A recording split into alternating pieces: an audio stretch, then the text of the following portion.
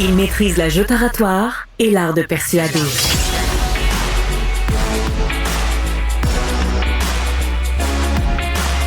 Alexandre Dubé.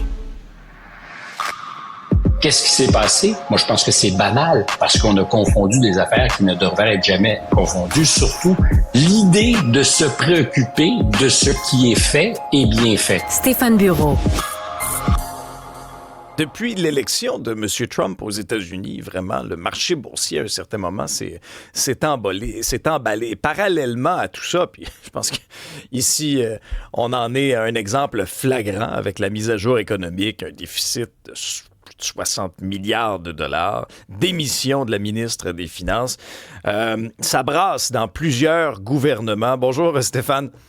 Bonjour, Alexandre. Alors, parallèlement, même si, oui, certains marchés boursiers ont très, très bien accueilli l'arrivée de Donald Trump, ça ne veut pas dire pour autant que les problèmes financiers de l'administration américaine sont réglés. Vrai pour l'administration américaine, et il faut voir qu'il y a toujours la menace d'un shutdown, d'une fermeture du gouvernement d'ici la fin de la semaine. Ça n'arrivera pas. C'est souvent la menace annoncée, quoi qu'il y a eu des fois où, de fait, le gouvernement a suspendu ses activités. Je ne pense pas que ça va arriver cette semaine. Pourquoi? Parce qu'il faut repousser le plafond de la dette aux États-Unis. Il y a une loi qui fait qu'il y a un plafond limite à la dette et la dette ne cesse d'augmenter. On parle aujourd'hui aux États-Unis de plus de 35 000 milliards de dollars. C'est un chiffre que j'ai souvent répété, mais il faut essayer de se mettre ça en tête. 35 000 milliards de dollars. Un déficit qui dépasse les 1000 milliards de dollars. C'est le principal poste de dépense du gouvernement américain. C'est plus que les États-Unis n'en dépensent pour leur défense. Et il faut voir que dans le monde, les Américains sont ceux qui dépensent le plus pour leur défense et pour la quincaillerie militaire. C'est donc dire que aujourd'hui, nous sommes en face de pays endettés, on pourrait dire même carencés, parce que c'est au pluriel qu'il faut décliner la chose. Il y a trois grands gouvernements dans le G7 qui ont des crises politiques. Alors, on pourrait commencer à Ottawa. La crise politique est évidente. Est-ce qu'on aura encore un premier ministre à la fin de la journée? Est-ce qu'on en aura un encore en janvier qui s'accrochera au pouvoir? Sera-t-il de tenter d'aller voir les électeurs pour se donner une force qu'il n'a pas présentement, au risque évidemment d'être défait par Pierre Poilievre. Et le cœur de l'enjeu, au-delà de l'usure politique, c'est évidemment la crise qui est induite par le budget. Madame Freeland qui, faut voir que 2 semaines, elle disait que toutes les promesses étaient à peu près justifiées et qu'entre-temps, peut-être que ses vertus se sont tonifiées à l'horizon politique qu'elle entrevoyait pour elle, puis elle s'est dit, il serait peut-être temps de casser avec un bateau qui coule. Fait que je vais me retirer en disant, j'y crois pas à nos promesses, au saupoudrage, au congé de TPS et au chèque de 250 $. Mais dans les faits, tu l'as dit, un déficit colossal. En fait, depuis que M. Trudeau est au pouvoir, il n'y a pas eu une année, je pense, où on a équilibré les comptes publics. Alors, on peut se consoler en se comparant. Au sein des pays les plus riches, on n'est certainement pas les plus mal en point en termes du ratio déficit PIB ou dette PIB, mais ça reste que c'est très inquiétant. En France, si le gouvernement est tombé il y a 2 semaines et un peu plus, c'est justement parce qu'on n'arrive pas à faire des choix difficiles. Il faut lutter. Et encore une fois, les chiffres donnent le vertige, un déficit de 160 milliards d'euros. Et l'objectif était simplement d'aller chercher 40 milliards d'économies et peut-être 20 milliards de nouveaux revenus dans un pays qui déjà taxe lourdement ses citoyens. Je parle de la France. On est ici très, très, très taxé. C'est probablement aussi au sein de l'Europe le pays, peut-être avec les Scandinaves, où le niveau d'imposition est le plus élevé. Donc la marge, pas très grande, mais on n'y est pas arrivé parce que personne ne veut faire des choix difficiles. À gauche, comme à droite d'ailleurs, c'est une impasse et je pense qu'on va repousser l'enjeu parce que je vois pas le gouvernement, quand il sera formé de M. Bayrou, arriver à fédérer suffisamment d'appui au sein de l'Assemblée nationale pour faire des choix difficiles. Donc, qu'est-ce qui va se passer? On va probablement se laver les mains, attendre que les élections présidentielles aient lieu, s'ils le font en 2027, avec peut-être à ce moment-là une majorité qui se dégagerait, prête à faire des choix. Mon pari, c'est que personne n'en fera et que ça va venir d'en haut. C'est-à-dire que c'est ou la Commission européenne ou les prêteurs de la France qui vont dire, désolé les enfants, la récréation est terminée et on vous rappelle à l'ordre. D'ailleurs, les agences de cotation ont commencé à baisser la note de la France. C'est encore arrivé cette semaine et la semaine dernière. Troisième exemple, l'Allemagne, le gouvernement de M. Scholz, une coalition, a éclaté sur la question des finances publiques avec leur partenaire libéral-démocrate qui a dit non, il faut qu'on commence à serrer les boulons, sinon on n'y arrivera pas. Alors, tu le disais, tout semble au vert, particulièrement aux États-Unis, les marchés financiers qui sont qui caracolent, ça fonctionne. Si tu as investi une partie de ton REER dans des actions américaines, tu te sens riche aujourd'hui. Est-ce que ça va durer? Peut-être, mais il faut voir que la lutte à l'inflation, quant à moi, c'est une conversation que Mario et moi avons eue au cours des dernières semaines, et pas gagnée. Moi, je fais le pari que nous allons avoir, comme dans les années 70, une nouvelle hausse de l'inflation. Ça s'est un peu fait, c'est un peu apparu la semaine dernière dans les chiffres aux États-Unis. Oui. Ça pourrait signifier donc que les taux d'intérêt vont augmenter. En général, c'est pas très, très bon pour les places boursières, mais au-delà de toute chose, c'est pas très, très bon pour les pays qui sont très lourdement endettés, qui doivent financer cette dette.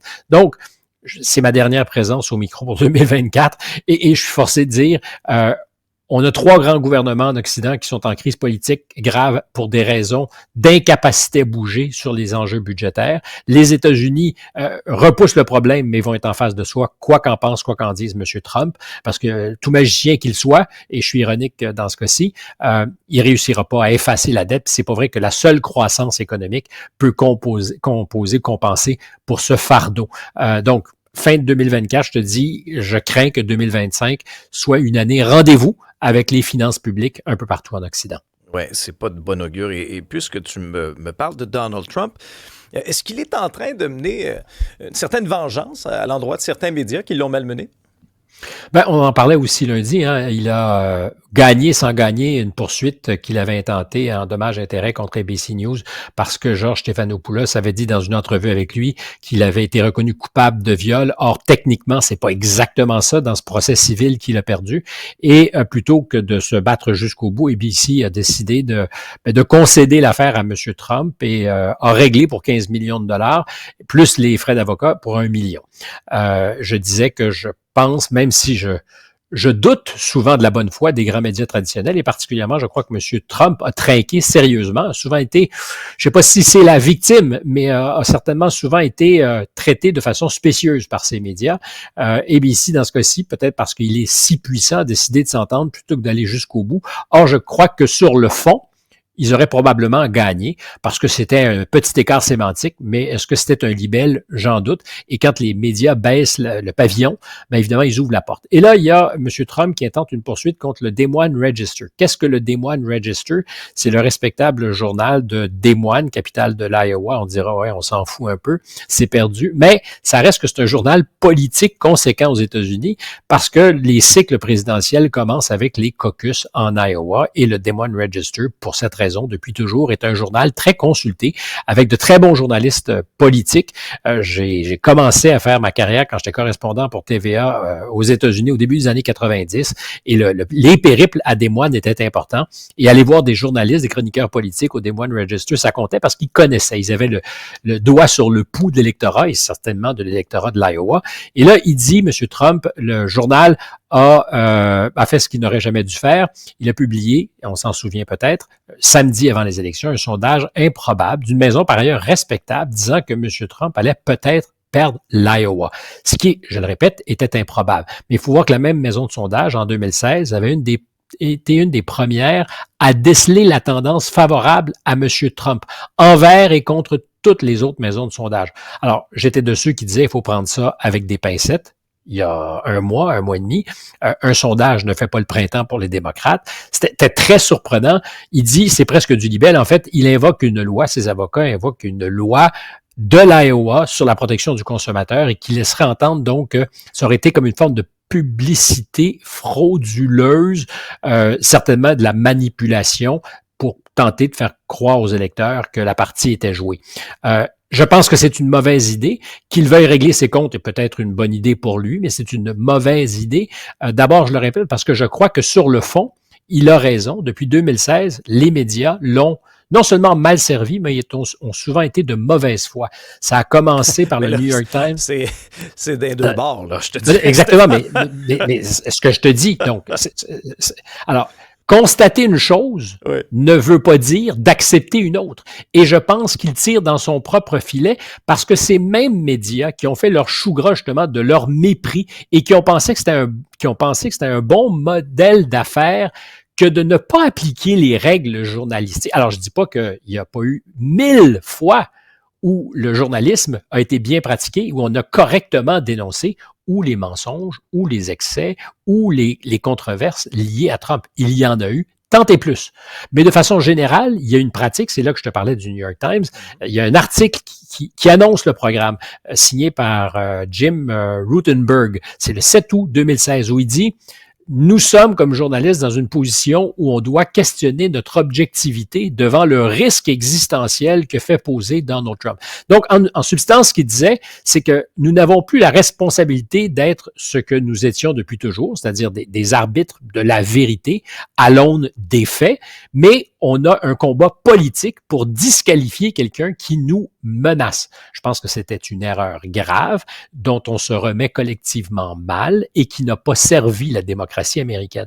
Donc, à partir du moment où on acceptait, où on adhérait à cette affaire-là, la presse, pour certains, s'est transformée en une espèce de phalange de combattants anti-Trump. Il y avait de très bonnes raisons de le contester, mais pas sur autre chose que le fond de ce qu'il disait ou il avançait, pas sur le fait qu'il était Trump. Or, aujourd'hui, il veut peut-être régler ses comptes et intimider la presse. C'est en poursuivant le Des Moines Register, j'espère qu'ils se battront bec et ongle, refuseront de céder, parce qu'en cours, ils gagneront nécessairement. Ils avaient absolument le droit de publier ce sondage. C'est tout à fait légitime. Ils se sont trompés, ils se sont radicalement trompés. Ils ont d'ailleurs publié l'ensemble des variables du sondage, tellement ils étaient peut-être pas honteux, mais voulaient justement se justifier. Et je pense que c'est d'ailleurs ça qui doit arriver. C'est-à-dire que si tu te trompes, tu t'expliques. Mais surtout refuser l'intimidation, parce qu'à terme, ça va même jouer contre la stratégie de M. Trump, qui est une stratégie d'opposition, de plaquage des médias. Ça va jouer contre lui parce que les médias qui, justement, n'ont pas été fair, et il y en a eu de nombreux, vont pouvoir profiter de ces prétextes pour se draper, justement, dans les grands principes au nom desquels ils disaient à une autre époque se battre. Ils vont dire, ben là, on est en train de bafouer la liberté d'expression, on est en train de un certain nombre de principes. Ils auront raison. Et je pense que Trump, nous aurons raison, parce que je me fais membre de cette grande équipe, et je pense que Trump va, dans les circonstances, marquer contre son propre but ou dans son propre but. Et il y a à un moment donné, un moment, c'est le cas de le dire, où ta puissance, ton hyperpuissance, celle de Trump en ce moment par exemple, peut commencer à être très dangereuse pour le principal intéressé. C'est quand tu crois que tu es omnipotent. Et peut-être qu'il y a de ça, qu'il est capable de régler sur tous les fronts, tous les comptes qu'il a réglés, toutes les ardoises. Il a dit, il faut remettre la presse à sa place. Je peux comprendre qu'il ait envie de le faire. Il peut dénoncer des pratiques, mais intimider et vouloir faire taire, se rétracter un journal parce qu'il a publié un sondage qui a eu absolument tort, qui n'a pas annoncé la vérité électorale, mais c'est tout à fait normal. La majorité, d'ailleurs, des journaux américains ont publié des sondages qui n'ont pas donné l'heure juste aux électeurs. Donc, bataille de principe, mais qui annonce peut-être le programme pour les prochaines semaines et prochains mois. Un président Trump plus belliqueux que ce qu'on aurait peut-être pu redouter. Tu me diras, je le savais, il l'a dit, il l'a annoncé. Moi, j'ai pas pensé qu'il irait jusque-là. Puis quand je dis jusque-là, je fais attention, c'est-à-dire que dénoncer est une chose, vouloir faire taire avec des pratiques pareilles, c'est-à-dire des procès qui relèvent de l'intimidation, moi je pense que c'est une mauvaise stratégie politique et pour ceux qui pratiquent nos métiers, j'espère qu'ils auront, eux, au Des Moines Register, encore une fois, la colonne vertébrale pour résister et se battre pour le principe tout à fait légitime d'avoir publié un sondage qu'ils pensaient être le bon à ce moment-là, même si l'histoire leur a donné parfaitement tort. En tout cas, José sûr, on ne s'ennuiera pas pour les 4 prochaines années. Stéphane, je te souhaite de très joyeuses fêtes. Mario, toute l'équipe, on sera très heureux de te retrouver au retour. On se retrouve le 13 janvier. À toi aussi, j'espère, de bonnes fêtes. Je sais que tu n'as bu jamais des vacances, mais prends-en, parce qu'on est meilleur quand on s'est reposé. Ça, c'est bien dit. Salut, Stéphane.